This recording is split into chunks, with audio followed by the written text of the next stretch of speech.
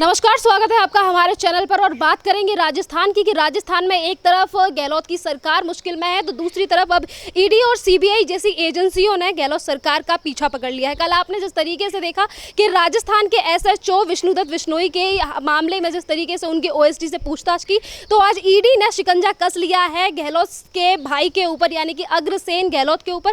तो इसी पे और भी ज़्यादा चर्चा करने के लिए हमारे साथ मौजूद हैं बीजेपी प्रवक्ता शिवम त्यागी जी। से सर से जानेंगे कि ये जो गहलोत सरकार की जो मुश्किलें बढ़ गई हैं और जो इन्हीं के भाई के ऊपर, जो हमारे कि अशोक गहलोत के भाई से जो आज ईडी ने शिकंजा कस लिया है उनके ऊपर, क्या कहना चाहोगे सर इस पे? देखिए, इनका इतिहास पुराना है। अगर आप इनकी कांग्रेसियों के कण कण में जाएंगे तो आपको समझ में आएगा, घोटालेबाज पार्टी तो ये है ही। अगर मैं शुरुआत से बात करूं, बोफोर्स से बात करूं, जीप घोटाले से बात करूं, और आज जब ये सरकार से निकल कर चले गए हैं, 6 साल हो गए हैं सरकार को लगातार खोदते हुए, बावजूद इनके घोटाले निकल कर आ रहे हैं। आपको याद होगा इसी तरह के केस में कमलनाथ के बेटे और उनके दोस्त भी शामिल थे और उन पर शिकंजा कसा गया था। लगातार उनसे पूछताछ हुई और वो भी घोटालों में पाए गए। इसी तरह से अगर मैं यहाँ पर अभी भी बात करूँ कि किस तरह से लगातार ईडी पूछ रही है, इनकम टैक्स लगातार उन पर बात कर रहा है, क्योंकि कहीं ना कहीं घोटाले हैं। जैसे कि आपको छोटी सी चीज़, अभी आपने देखा होगा आजकल जो है भजन गाते हुए, फिल्में देखते हुए, शोले देखते हुए उनके विधायक फेयरमाउंट होटल में हैं। तो फेयरमाउंट होटल जो है वो किसके दोस्त का है? इस समय गहलोत के जो बेटे हैं उनके दोस्त का फेयरमाउंट होटल है। उन पर एक इनकम टैक्स का छापा पड़ा और वहाँ पर उनसे पूछताछ की जा रही है। अभी पिछले दिनों क्या हुआ था कि उनके दोस्त को किकबैक्स मिले थे एक केस में, जिसके संबंध में उनको पूछताछ की जा रही है। अब आप इसको राजनीति से जोड़कर देख सकते हैं, लेकिन इम्पॉर्टेंट चीज़ ये है कि लगातार जब भी कहीं घोटाले की बात आती है, सीबीआई या फिर ईडी या फिर इनकम टैक्स आपसे पूछताछ करने जाता है, अगर आपको लगता है कि ये सिर्फ एक पॉलिटिकल वेंडेटा है तो कोर्ट आपको बरी तो कर नहीं रहा है। आपने देखा था इस देश के एक ज़माने के फाइनेंस मिनिस्टर, जिनको किंग पिन बताया था कोर्ट ने, पी चिदम्बरम को, और कहा था कि एक तरह से अगर मैं फाइनेंस मिनिस्ट्री की बात करूं तो उसका ऑफिस दलाली की तरह इस्तेमाल हुआ था। पंक्ति में बैठा हुआ सबसे ऊपर नंबर 1 व्यक्ति जो इस देश के फाइनेंस को देखता था, वो व्यक्ति घोटालों में फंसे और उसके बाद करीब 100 दिन जेल रहकर आए। अगर आपको लगता है पॉलिटिकल वेंडेटा है तो जाकर क्लैरिफाई कीजिए कोर्ट के सामने।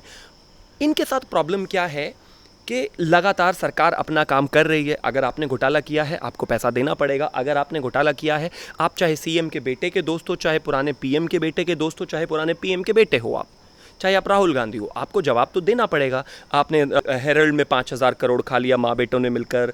आपने कॉमनवेल्थ की सिचुएशन आपके सामने ही है, कॉमनवेल्थ में किस तरह से एक टॉयलेट पेपर को 12-12 हज़ार रुपये का बेचा गया। इसके अलावा तमाम वो तरह की चीज़ें जो घोटालों में सामने आई हैं बार बार निकल कर, अब उस पर इन्वेस्टिगेशन तो होगी। आप चाहते हैं कि अब से पहले क्या होता था कि 58 साल के राज में ईडी हुई, सीबीआई हुई, लगातार आप कहीं ना कहीं उनको हमेशा बैकफुट पर रखते थे, काम नहीं करने देते थे। लेकिन अब आपके जितने भी पाप हैं वो तो बाहर निकल कर आएंगे, और आप चाहे गृह मंत्री थे, चाहे फाइनेंस मिनिस्टर थे, वित्त मंत्री, चाहे प्रधानमंत्री थे, अगर आपने इस देश के गरीब जनता का पैसे को लूटा है तो वो आपको देना पड़ेगा ही। क्योंकि आज सिचुएशन बहुत साफ है। आप इसको पॉलिटिकल वेंडेटा अगर कहते हैं, आज जनता समझती है इन बातों को बहुत बेहतर तरीके से कि कहीं ना कहीं कांग्रेस का क्या चाल चरित्र रहा है, सब जानते हैं। श्रीमती सोनिया गांधी दुनिया में कौन से नंबर पर आती हैं धन के मामले में, पॉलिटिशियंस में, वो भी सब जानते हैं। तो कहीं ना कहीं इन्वेस्टिगेशन होनी चाहिए, और मैं कहता हूँ और मजबूती के साथ। अगर कोई कहता है कि राजस्थान में पॉलिटिकल प्रॉब्लम है और इस समय लेजिस्लेशन को क्राइसिस में लाने की वजह से बीजेपी इस तरह के छापे करा रही है, नहीं, आप जाइए कोर्ट। भाई आप एक काम कर सकते हैं, राजस्थान हाई कोर्ट जा सकते हैं और वहाँ पर अपनी अपील रख सकते हैं। अगर आपकी बातों में दम होगा तो कहीं ना कहीं कोर्ट उसको संज्ञान में लेकर इन सब चीज़ों पर कोई टिप्पणी देगा। लेकिन ऐसा कुछ नहीं हुआ। मेरा सिर्फ इतना सा मानना है कि कोई ये कहे कि ये पॉलिटिकल एजेंडा है, इस वजह से सीबीआई और ईडी के छापे ना लगें, ऐसा नहीं हो सकता। आपने अगर लूटा है तो आपको देना। अभी हम जैसे हमने शुरुआत की थी कि राजस्थान की सरकार से ही शुरुआत की थी, तो राजस्थान की सरकार से ही आपसे एक क्वेश्चन पूछती हूँ मैं कि जिस तरीके के बयान अशोक गहलोत सरकार आजकल देते रहते हैं, तो अभी कुछ दिन पहले उन्होंने सचिन पायलट को ये भी कहा था कि सचिन पायलट निकम्मा है, और उससे पहले उन्होंने ये कहा था कि अगर वो वापस आए तो गले लगा लूंगा। तो जिस तरह की कोशिश इनकी तरफ से की जा रही है, और आज भी इनकी कैबिनेट मीटिंग जब हुई तो उसमें ये कहते हैं कि जो सचिन पायलट के साथ जो विधायक हैं वो भी हमारे ही साथ हैं, बस वो हमारे साथ दिखाई नहीं दे रहे, और हम इसमें पास होंगे, हम अपनी सरकार को गिरने नहीं देंगे, क्योंकि आधे जो विधायक हैं वो भाजपा के साथ मिलकर हमारी सरकार को अस्थिर करने की कोशिश कर रहे हैं। आपको याद होगा जब मध्य प्रदेश में कमलनाथ की सरकार जा रही थी तो किस तरह के बयान आते थे। कमलनाथ रोज आकर कहते थे और जितने भी कांग्रेस के लोग थे वो कहते थे कमलनाथ राजनीति के चाणक्य हैं, उनको बहुत समझ है, बहुत सीजन्ड पॉलिटिशियन हैं, बहुत पुराने हैं, बहुत ज़्यादा अच्छी तरह से चीज़ों को समझते हैं। अंततः क्या हुआ? सरकार गिर गई, बैठे रहे, कुछ नहीं कर पाए।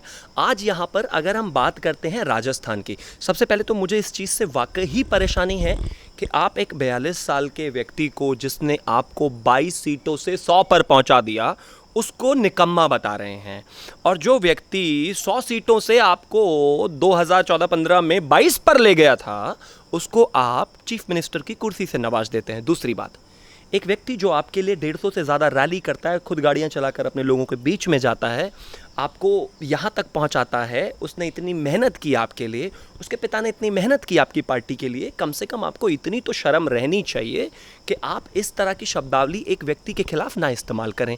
और मुझे इतना भी इसलिए भी थोड़ी सी अपने आप में अनकम्फर्टेबलनेस है, बिकॉज आप अगर इस तरह की बातें करेंगे, मैं मानता हूं कि एक पार्टी से दूसरी पार्टी में कोई व्यक्ति जाता है और हर कोई आदमी जहां भी बेहतर चीज़ें देखता है या फिर राष्ट्रवाद की बात जहां पर देखता है उस तरफ जाता है, लेकिन आप इस तरह की भाषा का इस्तेमाल करेंगे। अभी अशोक गहलोत के बोल रहे थे कि मैं सब्जियाँ बेचने नहीं आया हूँ, मैं बैंगन बेचने नहीं आया हूँ। नहीं, काम आपके वैसे ही हैं। सच में आपने 100 से 22 पर पहुंचाकर पार्टी का हाल तो वही कर दिया था, सब्जी बेचने वाला ही। और अगर सचिन पायलट नहीं होते तो शायद आप वही बेच रहे होते।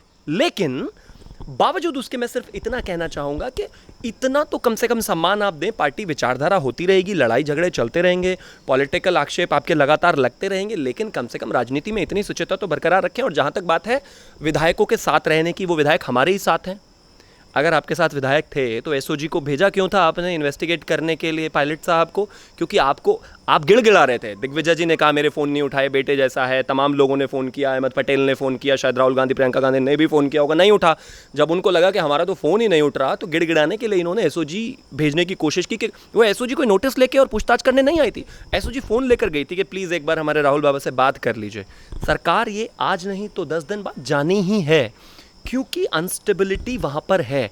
और ये चीज़ आपने देखी होगी, तमाम विधायकों को बंधक बनाकर रखा जा रहा है, बॉर्डर से पार करने नहीं दिया जा रहा। जो 2 पुलिस वाले गार्ड उनके साथ होते हैं विधायकों के, वही गार्ड जब उनको गिरफ्तार करके बैठे हुए हैं। जिस दिन सिचुएशन नॉर्मल होगी उस दिन ये सरकार जाएगी, क्योंकि आप एक इंडिपेंडेंट व्यक्ति को रोक नहीं सकते कहीं जाने से। वो जहाँ अपनी विचारधारा से मिलना चाहता है मिल सकता है। और एक ही तरीका बचा इनका कि ये 5 साल तक इस सरकार को चलाएं। 5 के 5 साल सारे के सारे विधायकों को फेयरमेंट होटल में बैठकर शोले दिखाते रहें, सब्जियां बनवाते रहें, योगा कराते रहें और अपना गहलोत साहब बाहर बैठे रहें। हाँ, अगर ऐसे करना है तो ये तो बहुत ही अच्छा डेमोक्रेटिक प्रदेश है। कितना डेमोक्रेटिकली सरकार चलेगी। 5 साल तक उनको होटल में रखिए और उनका जितना बिल आता रहेगा वो डिपार्टमेंट में से घोटाले करते रहेंगे। तो फेमस है इन चीज़ों के लिए ना, गहलोत साहब जितना उधर का बिल होगा किसी एक डिपार्टमेंट में से घोटाला कर लेंगे। 5 साल बाद जब सरकार जाएगी फिर इन्वेस्टिगेट होंगे, फिर गहलोत साहब के ऊपर इंक्वायरी बैठेगी तो फिर बोलेंगे पॉलिटिकल वेंडेटा है। लेकिन साहब, लेजिस्लेशन को ऐसे लचर बना के, विधायकों को ऐसे बंधक बना के, और आज कोरोना काल में जहां लोगों को काम करना चाहिए वो ना करके जनता के बीच में ना जाके आप फेयरमाउंट होटल में बैठकर अंताक्षरी खेल रहे हो। आपको शर्म नहीं आ रही? आपका भीलवाड़ा मॉडल पूरी तरह से ध्वस्त हो चुका है। एक चीफ मिनिस्टर योगी आदित्यनाथ जी जो 24 घंटे जनता के बीच में है, और दूसरा चीफ मिनिस्टर उसके जो सैनिक हैं उनको फेयरमाउंट होटल में बंदी बना के बैठा है। कहीं ना कहीं ये डर है, और ये इस बात को बहुत अच्छी तरह से वो लोग जानते हैं कि उनका जाना तय है। हाँ, ये ज़रूर है शायद 15 दिन लग जाए, शायद 1 महीना। जब वो विधायकों का लॉकडाउन टूट जाएगा तभी सरकार भी टूट जाएगी। आपने जिस तरीके की बात कही, तो यहाँ पे कांग्रेस हमेशा इसी बात को लेकर बोलती है कि ये इनके रिश्तेदार हैं।